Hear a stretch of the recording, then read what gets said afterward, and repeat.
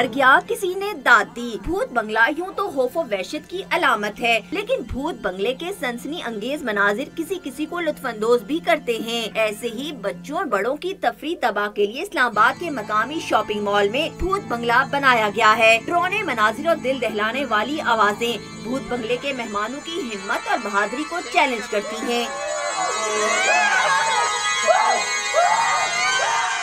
भूत, चुड़ैले, ड्रैकुला और खूनी शिकारी हॉन्टेड हाउस के बाशिंदे हैं, जिनकी खौफनाक शक्लें और वहशत अंगेज अंदाज शायकीन को महसूस करते हैं।